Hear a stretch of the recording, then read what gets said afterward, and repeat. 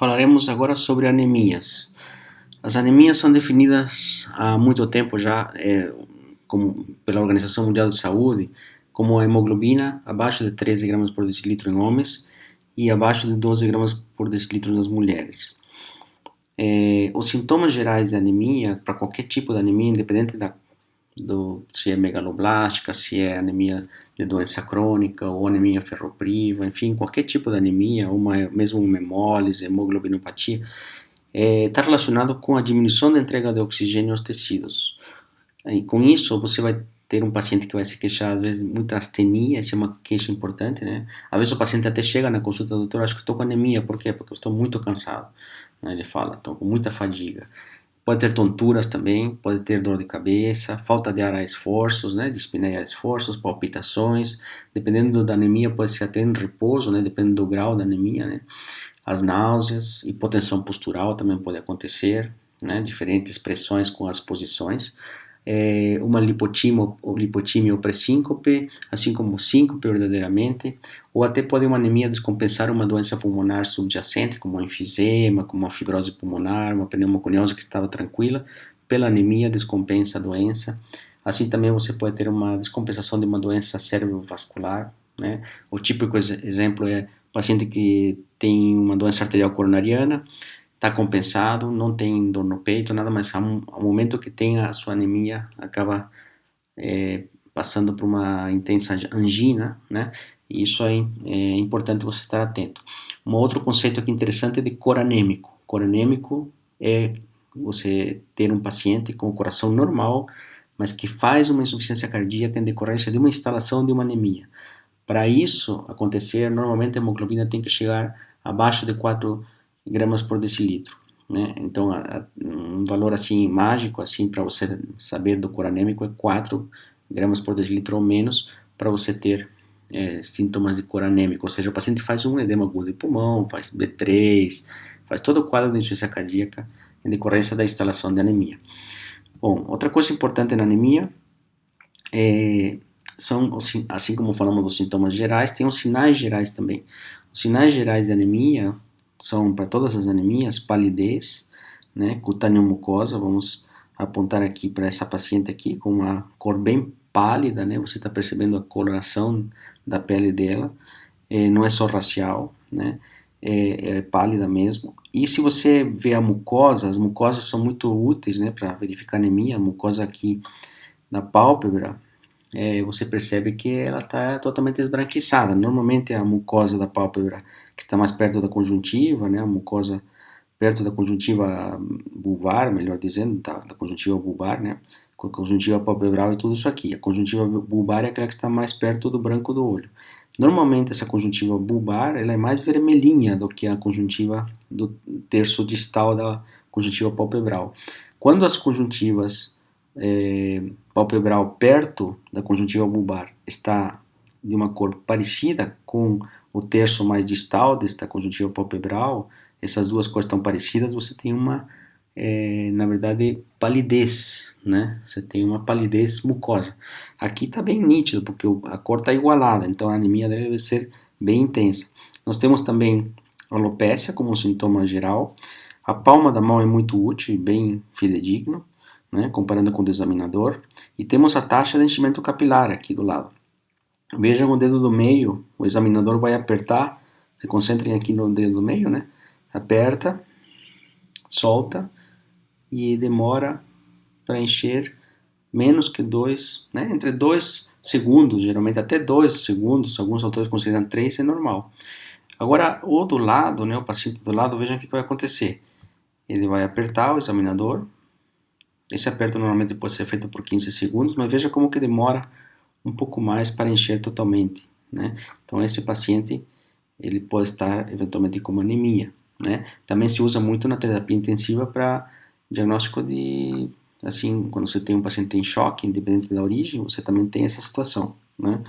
Bom, continuando, dando continuidade aqui, então a taxa de enchimento capilar acima de 3 segundos está alterada, tá? Muito bem, agora um raciocínio da anemia, né? Um raciocínio que podemos fazer.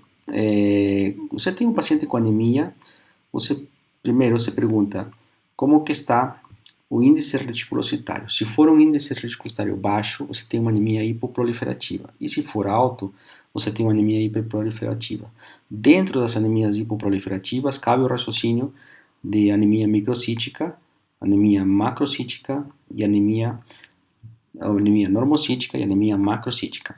Anemia microcítica significa volume corpuscular médio abaixo de 80. Quando isso acontece, a hemácia é bem pequena. Então, aqui está relacionado com o tamanho da hemácia. Abaixo de 80, veja bem nos laboratórios, você pode variar um pouco, alguns colocam 82 fantolitros, outros 80, aqui vamos considerar 80. A normocítica entre 80 e 95 e a macrocítica acima de 95. Né? Então, esse é relacionado com o tamanho da célula. Quando é com a cor, você chama hipocrômica, quando a cor está diminuída, normocrômica, quando está normal, e hipercrômica, quando está alterada. Né? Aqui nesta anemia hiperproliferativa, nós temos duas situações apenas. A hemólise, que é uma causa, e a outra seria perda sanguínea crônica. Que significa hiperproliferativa e hipoproliferativa, né? Então, hipoproliferativa é quando você tem a medula óssea com dificuldade de funcionamento, seja porque ela está doente mesmo, ou porque tem uma doença inflamatória impedindo que ela funcione adequadamente, ou porque ela tem uma carência de algum substrato importante para que ela funcione adequadamente, como por exemplo ferro, B12, enfim. Na hiperproliferativa você não tem nada disso, né? A medula está funcionando normalmente, por isso que o índice reticulocitário ele está normal, tá? Ou melhor, até elevado, né? Não normal, porque ele está até elevado. O normal, vocês vão ver aqui como que calcula, em torno de 1 a 2 esse índice reticulocitário. Ele é um valor absoluto. Quando está abaixo de 1 é hipoproliferativo e quando está acima de 2 é hiperproliferativo. E acima de 2 significa que a medula está tentando compensar a anemia que está acontecendo, né? Então o funcionamento está adequado, tem normal, substrato normal, não tem nenhuma doença na medula, não está faltando nada, não tem nenhuma doença inflamatória, apenas que você perdeu sangue ou que você está tendo anemia hemolítica, né? O cálculo é feito através dessa fórmula aqui, né? Índice reticulocitário, você dosa o reticulócito do paciente, você pede, né, hemograma com reticulócitos, por exemplo, separado assim, né? Hemograma, outro item, reticulócitos, né? O que você não precisa pedir é plaquetas, né? Porque hemograma com plaquetas ele já meio que subentende-se que vem junto. Agora, reticulócito tem que pedir separado. Vezes hematócrito ou volume globular do paciente, que vem no hemograma, dividido por 40. Aí vai te dar esse índice reticulocitário. Muito bem.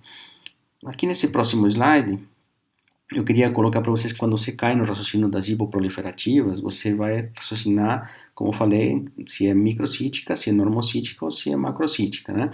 Mas dentro de cada uma delas tem as causas importantes. Então, primeiro, das microcíticas, o principal é ferro, deficiência de ferro. Mas também tem outras, talassêmicas, anemia sideroblástica, anemia por intoxicação de metais pesados como chumbo, cromo, né, mercúrio. Doença crônica, por exemplo, também pode eventualmente cair aqui, embora seja mais comum cair na normocítica. A normocítica, então, o protótipo é insuficiência renal crônica, mas a doença crônica, essa é considerada uma anemia de doença crônica, ou uma doença inflamatória, ou uma anemia inflamatória também chamada, cai aqui, né? Qualquer doença inflamatória vai cair aqui, artrite reumatoide, lúpus, né, esclerodermia, vasculites, enfim, doenças crônicas que inflamem o paciente vão cair aqui. E o hipotireoidismo pode cair aqui também. É mais comum ser macrocítica, mas pode cair aqui na normocítica também. Aplasia de medula e perda sanguínea aguda. Bom, verifiquem que perda sanguínea crônica cai numa anemia hiperproliferativa. Na aguda, né, na crônica cai na hiperproliferativa. Na aguda, não dá tempo ainda para a medula responder, por isso que acaba caindo numa aqui hipoproliferativa. Na sequência, se continuar sangrando e o paciente não estiver tão grave assim que ele possa morrer, vai acabar indo para a hiperproliferativa. A macrocítica, você tem algumas doenças importantes, né? Vamos ver aqui, vou passar as doenças importantes aqui, vamos ver, aqui, pronto. A deficiência de B12, deficiência de ácido fólico, com hipotireoidismo, que eu já tinha falado que cai mais aqui, mielodisplasia, que é uma pré-leucemia, uma doença de medula óssea, com deseritropoiese, e hepatopatia alcoólica também cai aqui. Às vezes a anemia hemolítica, apesar de ser hiperproliferativa, às vezes é confundida com macrocítica, porque ela faz uma pseudomacrocitose, mas não é uma verdadeira macrocitose. Por isso que algumas vezes ela pode ser colocada nessa coluna aqui. Bom, passando à frente, eu queria mostrar para vocês.